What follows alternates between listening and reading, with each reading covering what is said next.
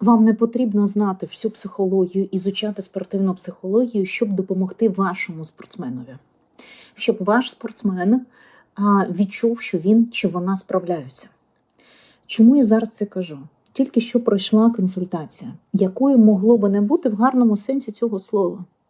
Якби ж то зі спортсменом тренер був до, під час і після виступу. Фізично тренер був. Фізично є підтримка, але є ще психологічна сторона. І цю сторону не потрібно відкривати якийсь посібник, щось вивчати, йти на якісь курси, щоб допомогти спортсменові. Спортсмен буває так, що не справляється. Таке буває. Це нормальний фактор. Ми всі з вами з чимось не справляємось.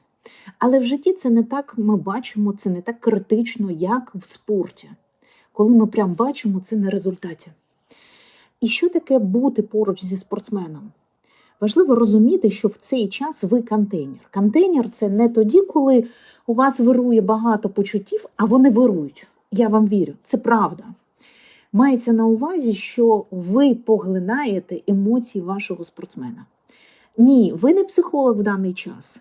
Ні, ви не якась там губка в даний час. Поглинаєте, це мається на увазі, коли ви не викидаєте свої емоції, свої страхи, переживання, розпач і тому подібне на вашого спортсмена. Навпаки, це спортсмен може сказати, ну я не знаю, ну нічого не виходить, ну що ж так, і бути в різних станах, бо всі ми різних психотипів, темпераменту, характеру і тому подібне.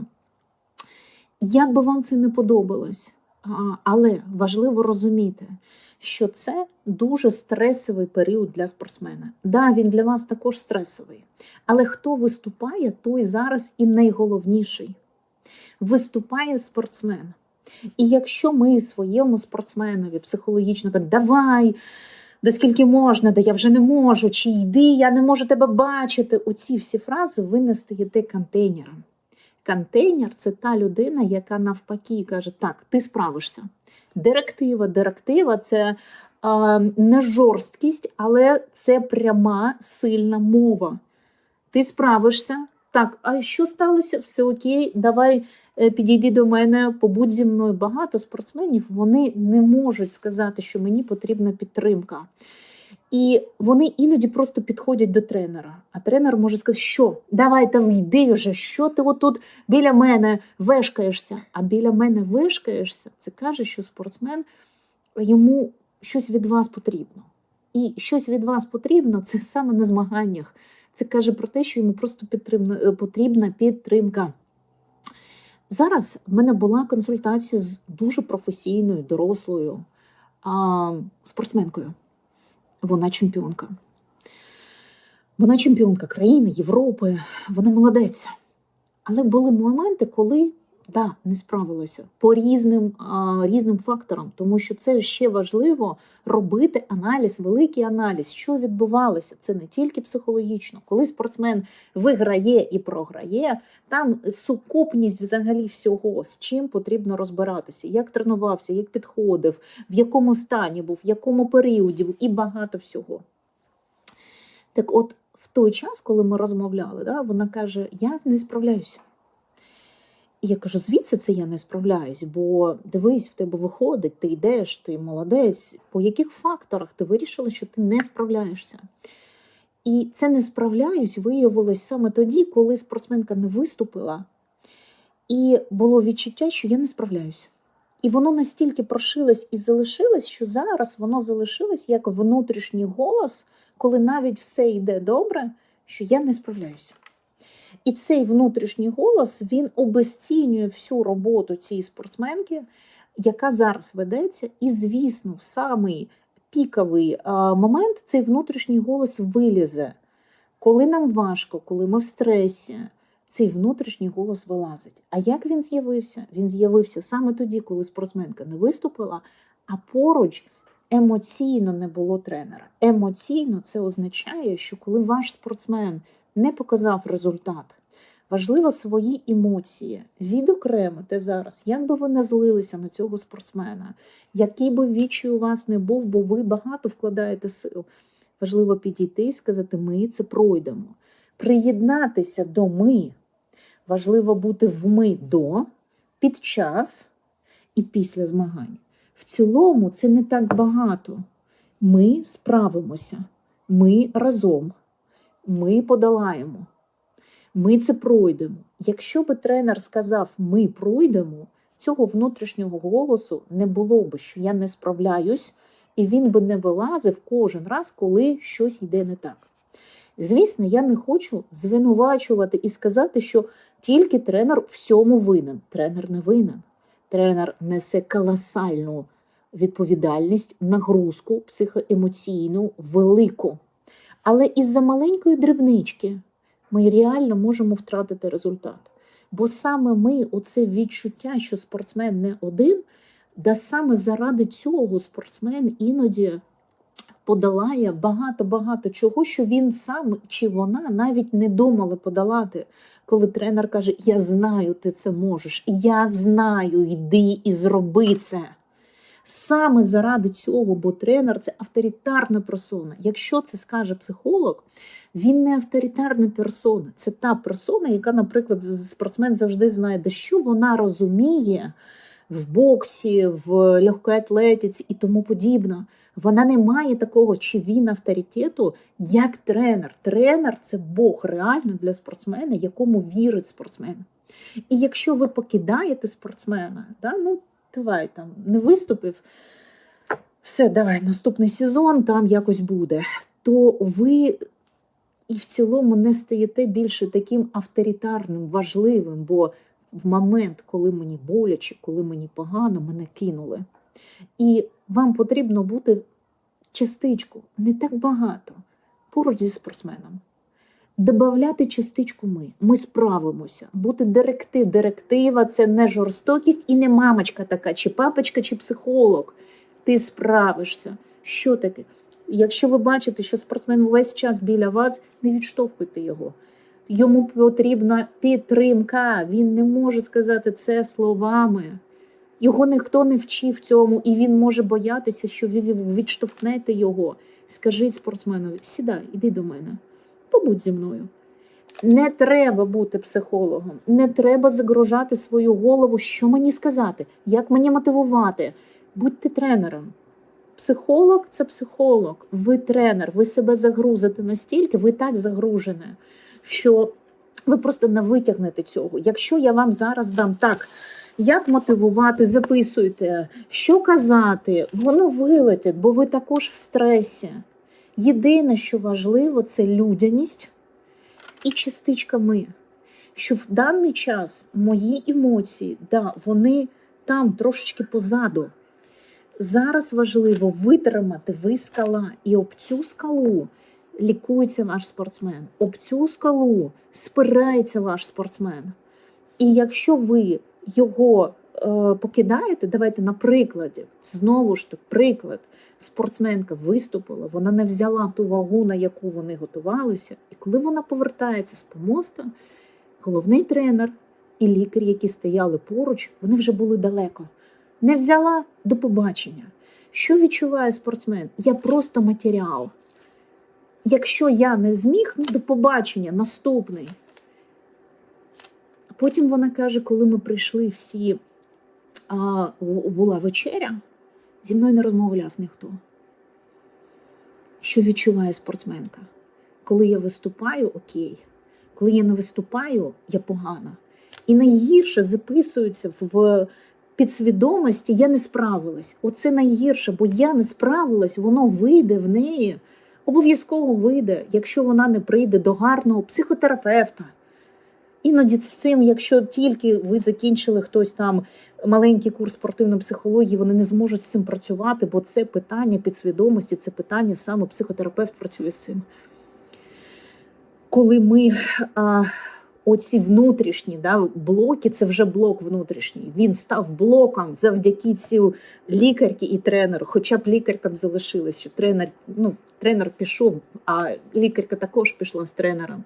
Вона не показала спортсменки, я з тобою до кінця, щоб не було. Ніхто її не обійняв, не показав, все нормально, ми це пройдемо. Коли ми кидаємо, ми залишаємо спортсмена з цим наодинці, і спортсмени записуються «я не зможу». І навпаки записуються «інше я зможу». В мене не завжди залишилось в моє внутрішнє татуювання, може я не стала олімпійською чемпіонкою, але питання не в цьому. Питання, що залишається внутрішньо. Я пам'ятаю, як перший раз на змаганнях, коли я плила 50 метрів вільним стилем, я не доплила, я була дитиною. Я зачепилася за дорожку. Я взялася за цю дорожку, я була розгублена, я дивилася на трибуни, я шукала батьків, мені було дуже страшно. Я не пам'ятаю, скільки мені було років, 5 чи 6, десь так. І я дійсно була розгублена, і були сльози на очах. Але тренер, який стояв і засікав, він крикнув мені: «Оля, давай, давай, ти можеш, Оля, давай!» Я пам'ятаю, я поплила на його слова, бо я вже взяла за цю дорожку і дивилася на цю трибуну. Не вперед, де бортик, і коснутися бортика, бо залишилось тільки 10 метрів. Якщо б я зійшла, назавжди внутрішньо залишилось би те, що я не змогла. І я не стала би тим, ким би я стала. Да, може, я не стала олімпійською чемпіонкою, але я стала чемпіонкою Європи. Я приймала участь на 3 олімпіадах, і я поважаю свій шлях, який би він не був. І я поважаю, ким я стала завдяки тому, що також внутрішньо було «давай, ти зможеш». І якщо б цей внутрішній голос «да що вона там може?» І психіка не справляється. Тому коли багато спортсменів приходять і кажуть «я не справився», я кажу «розкажи».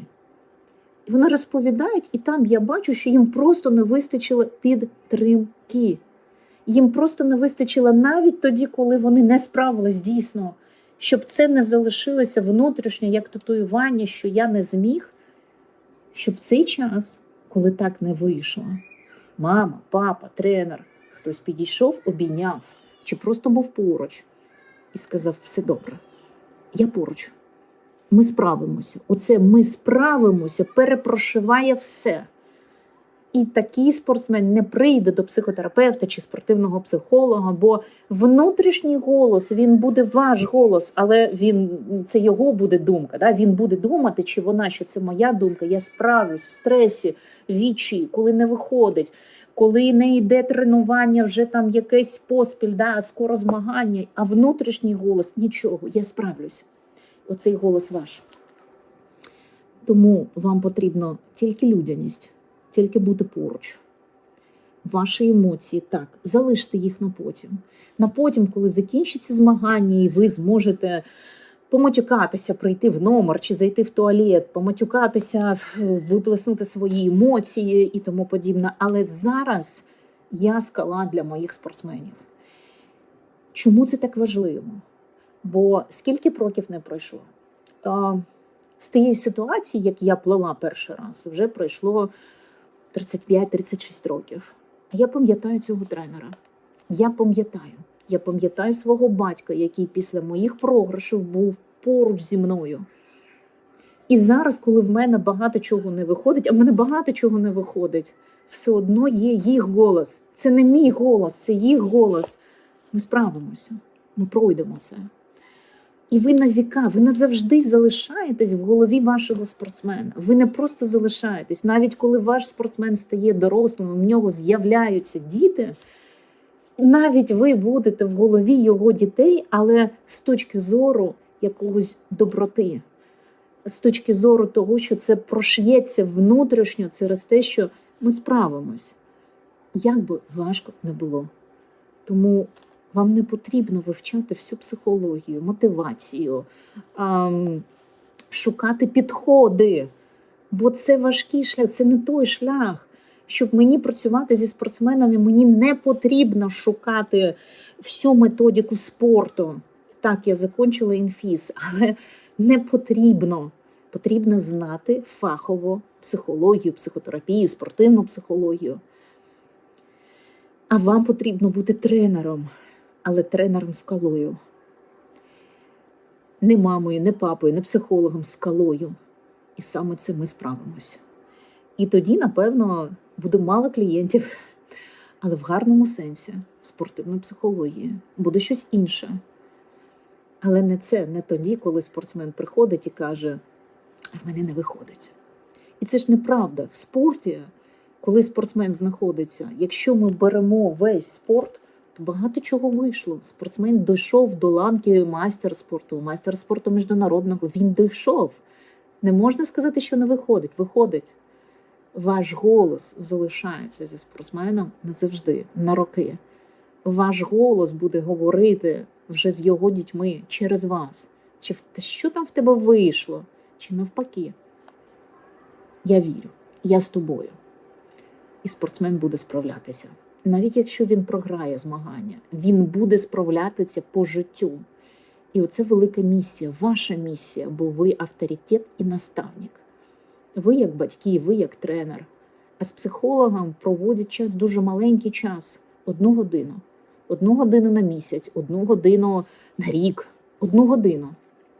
А з вами дитина, підліток, дорослий спортсмен проводить багато часу. Ким ви залишитесь в голові цієї дитини? І неважливо, вона досягла чи не досягла. Ви залишитесь тою людиною, яка веде його, хоча він буде думати, що це просто мої думки.